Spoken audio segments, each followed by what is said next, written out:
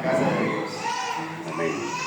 Antes de iniciar, mis queridos hermanos, con este mensaje de la palabra de Dios, no pretendo ser muy largo, pero tampoco dejar cabo suelto, ¿verdad? Sino que el mensaje sea preciso, conciso, ¿verdad? Para cada uno de nosotros. Les voy a mostrar algunas imágenes muy importantes, ustedes conocen. Es como si fuera un acertijo. Y de ahí entonces va a partir nuestro tema.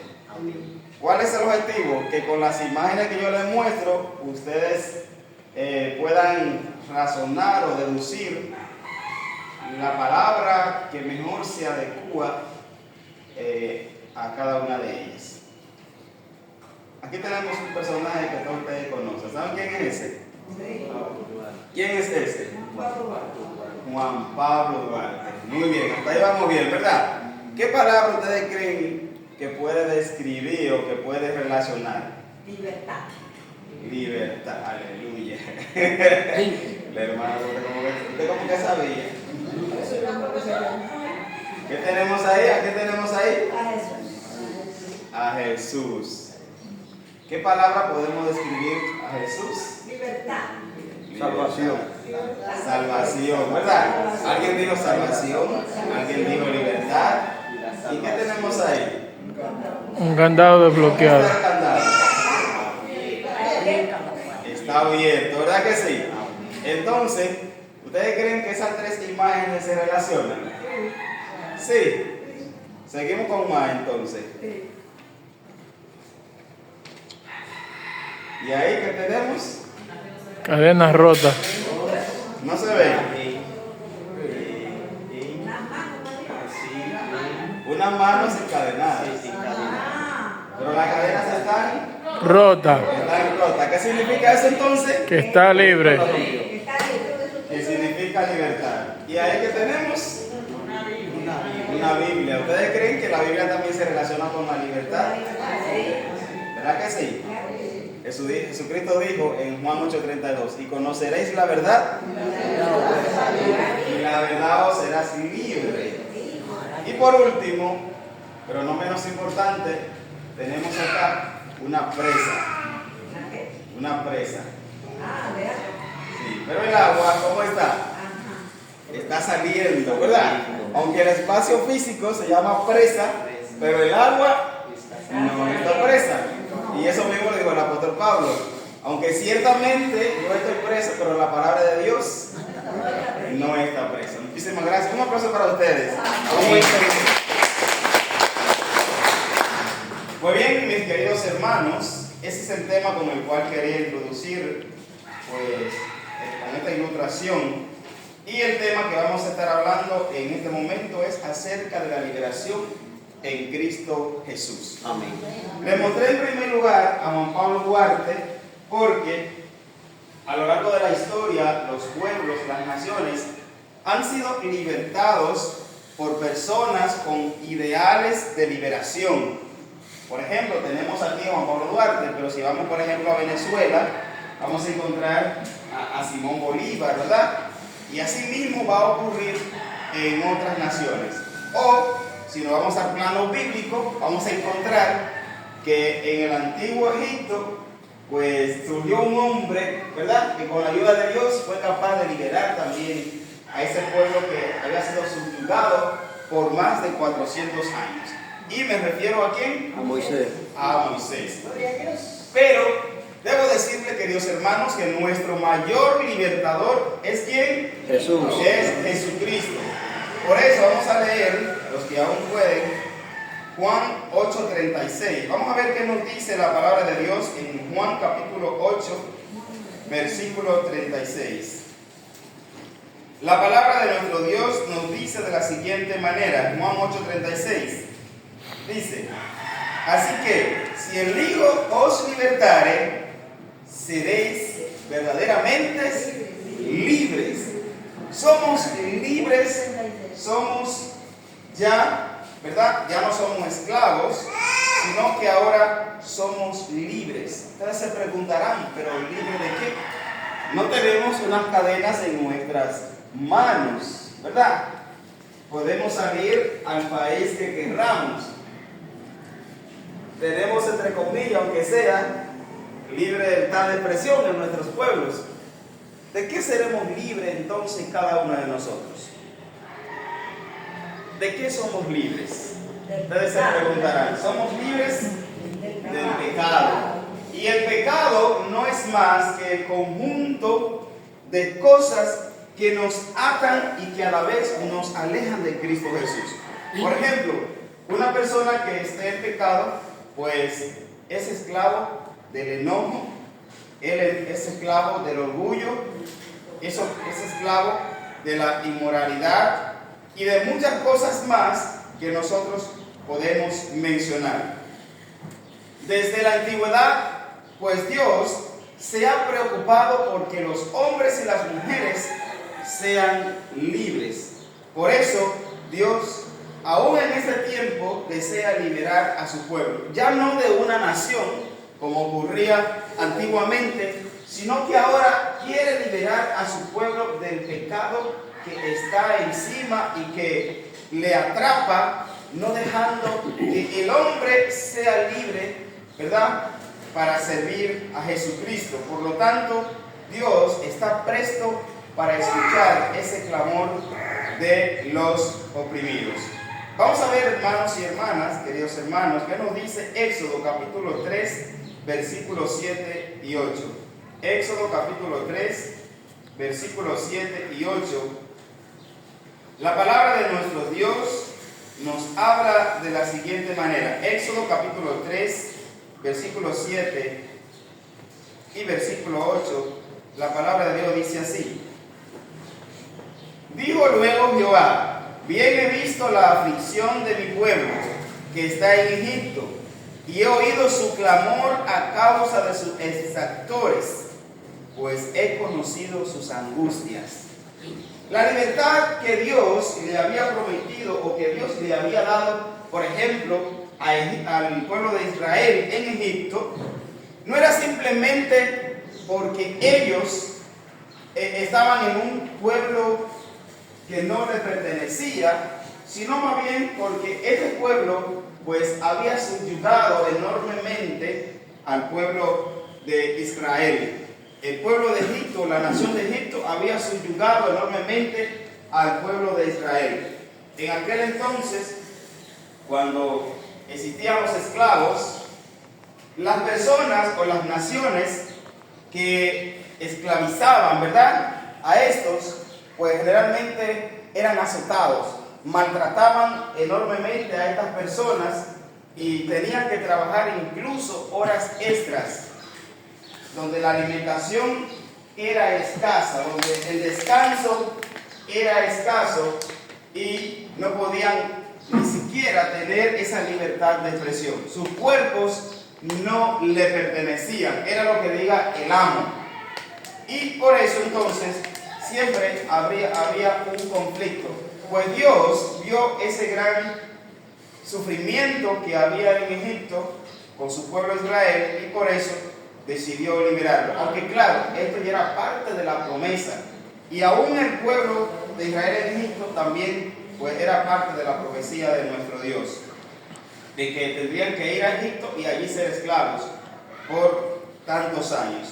Pero lo más importante es que Dios intervino para sacar a su pueblo de la esclavitud y por eso utilizó como herramienta a Moisés.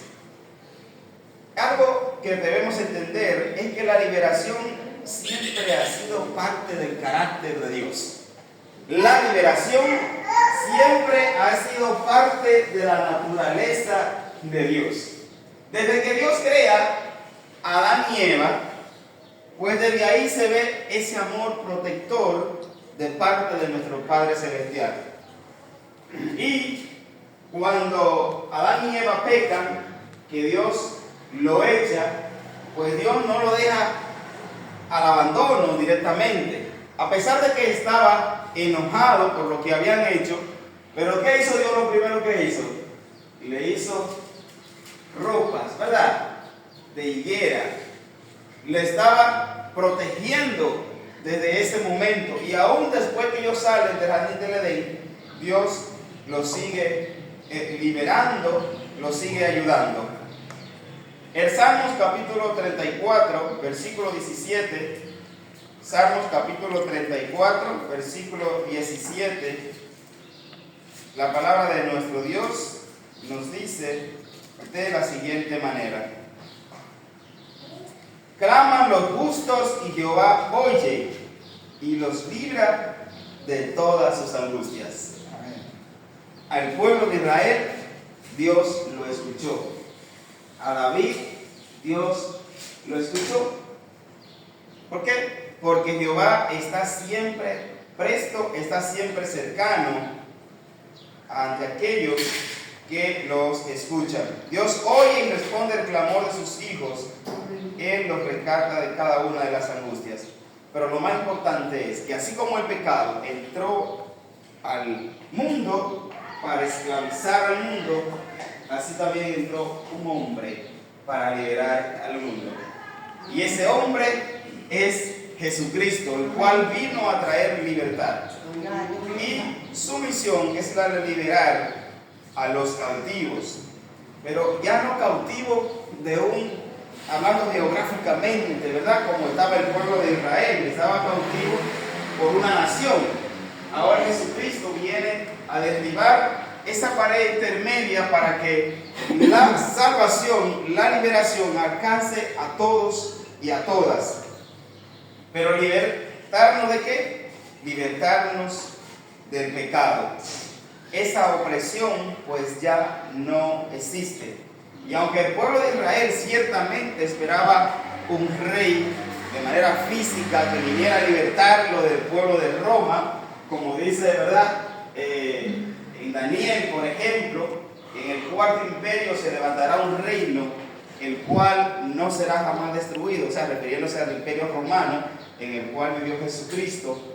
Pues, a pesar de que el pueblo de Israel pues esperaba, ¿verdad?, ciertamente un reino que lo libertara de Roma, Jesucristo dijo: mi reino no es de este mundo. Y si así lo fuera, pues ya yo se lo hubiese dicho. Mi reino es celestial. Y un reino celestial es aquel entonces el cual nos va a libertar de las ataduras de Satanás, del pecado, de las cosas que nos agobian y que no nos dejan avanzar hacia el camino de Dios. Por lo tanto, Cristo vino a libertar a los cautivos, vino a darle vistas a los ciegos y vino a libertar a los oprimidos. ¿Por qué? Porque Él venció las obras ¿de quién? Las obras del diablo, las obras de Satanás. Cristo venció las obras de Satanás. En 1 de Juan capítulo 3, versículo 8, vamos a ver qué nos dice la palabra de Dios. 1 de Juan capítulo 3, versículo 8, veamos qué nos dice la palabra de Dios. Dice así, 1 de Juan 3, 8. El que practica el pecado es el diablo, porque el diablo peca desde el principio. Para esto apareció el Hijo de Dios, para deshacer las obras del diablo.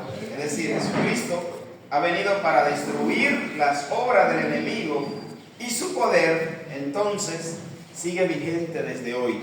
Y esa es la dicha que tenemos nosotros, de que no seguimos a una persona, a un ser que tiene un poder ilimitado o que sus palabras no son fieles, sino que es un ser que es perenne, es decir, es para siempre, ¿verdad? Y que su poder es ilimitado contra el pecado, contra el temor y contra las cadenas espirituales. Así es. Vamos a ver qué nos dice Romanos 6:22. Vamos a ver las áreas en las que Dios nos liberta a cada uno de nosotros. En primer lugar, nos liberta del pecado, ¿verdad? Nos liberta del pecado. Es el número 1. Romanos 6:22, vamos a ver qué nos dice la palabra de Dios.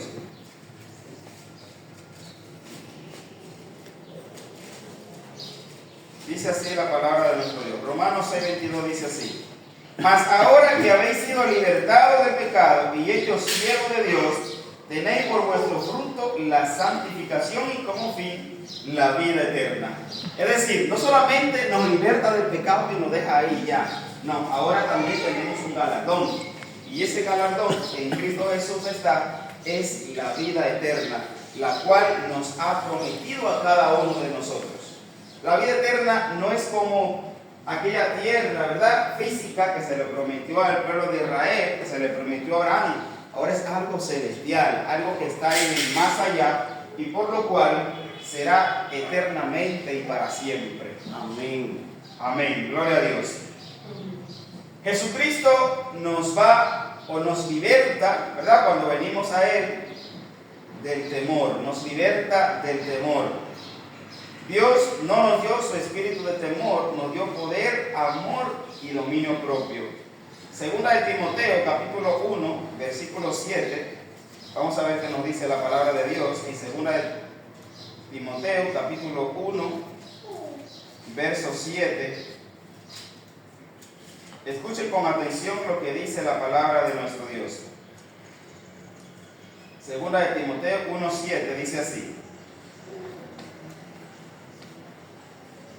porque no nos ha dado Dios espíritu de cobardía, sino de poder, de amor y de dominio propio. Escuchen bien, ya no hay temor, ya no hay miedo, ¿verdad?, a las cosas del mundo, sino que ahora en Cristo Jesús somos valientes, somos gente que tiene gallardía y por lo tanto Dios a través de esa fortaleza nos permite vencer las obras de Satanás.